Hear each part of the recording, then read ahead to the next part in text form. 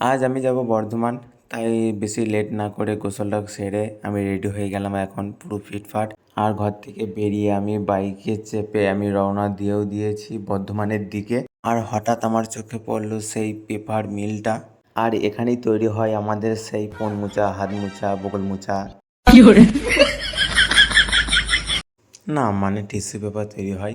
তারপর পাহাড় পর্বত নদী নালা পার করে আমি চলে এলাম আমার সেই বিয়ের প্যান্ডেলটার কাছে। আর এখনও দেখছি এর এখনও ভাঙে নাই, তাই এদেরকে ভাঙার পারমিশন দিয়ে আমি চলে এলাম ওভারব্রিজের ওপরে। আর ওভারব্রিজের ভিউটা তো সেই ছিল আর কি, দেখতে খুব সুন্দর চমৎকার, আর আমাকে তো সেই লাগছিল আর কি। তারপর ঢুকে পড়লাম বর্ধমান মেডিকেল কলেজ হাসপাতাল। আর এখানে আমাদের একটা পেশেন্ট ভর্তি আছে, তো তাদেরকে দেখা করে এদিক ওদিক ঘোরাঘুরি করে বেরিয়ে চলে এলাম আমরা বর্ধমান মেডিকেল কলেজ হাসপাতাল থেকে। আর সেখান থেকে বাইকে চেপে চলে এলাম আমাদের বর্ধমান বিগ বাজার বা আর্কেট, যেটাই বলবে।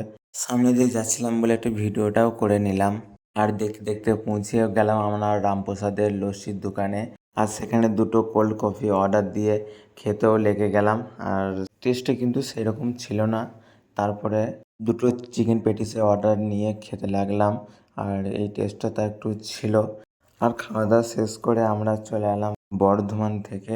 আর বর্ধমানকে টাটা দিয়ে আমরা চলে গেলাম বাড়ির দিকে।